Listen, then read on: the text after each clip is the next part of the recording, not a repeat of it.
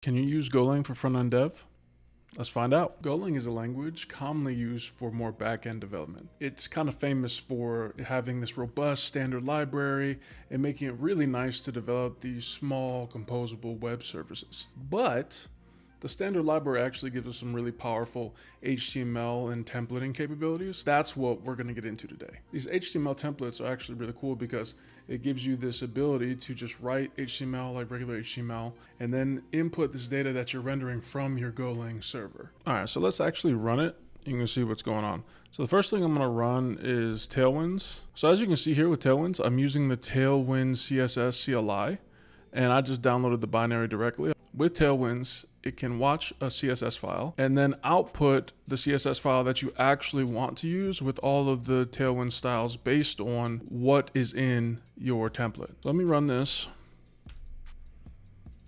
Nice, that's done, and it just watches for any changes that I make. Next, I want to run my go run main.go, which is our Golang server. So this is running on port 3000, and then I'm just gonna open up my main.go here so we can start going through this. Now, if I open up localhost 3000 and navigate to my tasks endpoint, yeah, this is Golang serving HTML. Let's take a look at how it works. All right, so first things first, let's talk about the project structure. I know that I wanted to use Tailwinds for my CSS side of things, and I needed a basic structure because there's not a lot of info online about how to actually structure your project when you're using Go HTML templates. So I'll show you what I got here. Basically, if I list my directory, you can see a couple things here. The first thing that I want to highlight is the main.go file. The main.go file is going to be our server component. It's what's actually going to serve our file, our HTML file. Next, I have this source directory, and this is where all my HTML and templates and everything is.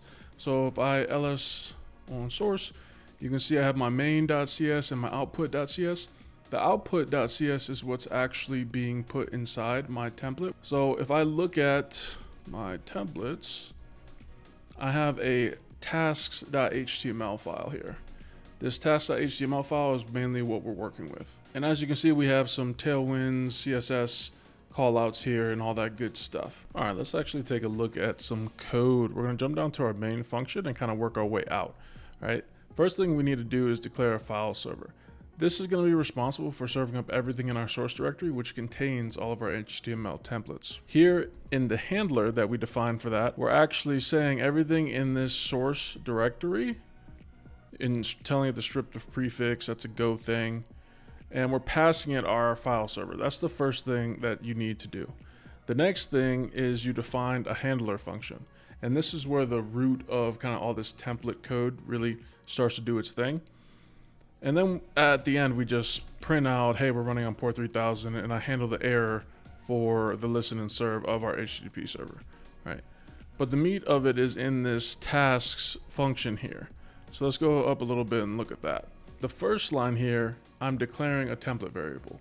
This is what's actually going out, looking at my file that has all of my template code in it. I give it that location. That's my tasks.html. Next thing I need is some data. In order to render a template, I need some sort of data to actually render. I'm just creating a basic task page data type. I have a page title and then a list of tasks essentially that have different titles and statuses, whether it's done or not. I'm doing some conditional CSS rendering, as you'll see in the template, to actually display a different color if it's done or not done. At the end, the last major part is this template.execute, where I pass in my writer, my response writer in this case, and the data that I have to render. Now let's take a closer look at the actual HTML so that you can see how this template syntax works. All right, so as you can see, it's basically just all HTML until you start to get down to this H1 here, which is our first actual template syntax. And all it is you take these two brackets and then you access specific objects within your data that you passed in. So in this case, if I look at my data in my main.go again, I have a root key of page title, which allows me to actually go in and say template syntax, hey, dot page title, right?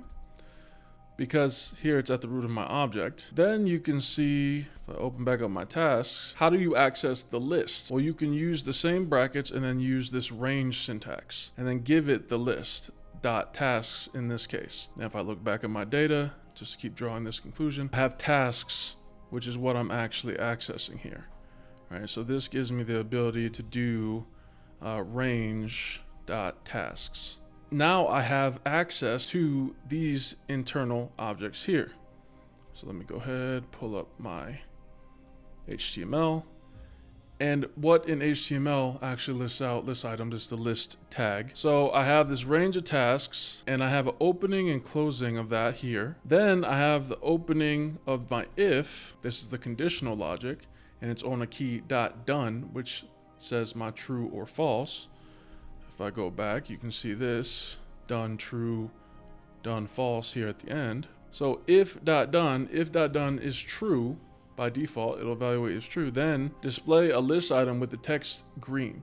And that's Tailwinds.css mark right there, text-green in the class. Else, I want you to actually use the class text orange with this list item.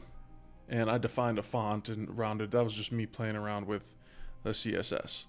Though you really don't even need this div, honestly. That's really it. The only thing that I have left is this .title that's in both of my conditional responses. That .title, you can see, is linked to here within the object, the title. So now because I'm ranging over this list value, I have access to each of these individual objects, and I can define that in my HTML template. Let's go ahead and make a change to this data. Then I'm going to rerun my server and see if it changes. Say make a YouTube video about server-side rendering and Go. I'm going to save that. It rebuilt the CSS already, but I do need to restart my Go server. Now let me hit the refresh button, and you can see, hey, make a YouTube video. So we have some dynamic behavior within our templated files, and this is really the beginning of using Golang as a front-end tool. Really hope you enjoyed. If you did, please like, please subscribe. Really helps us out, and we'll see you in the next one.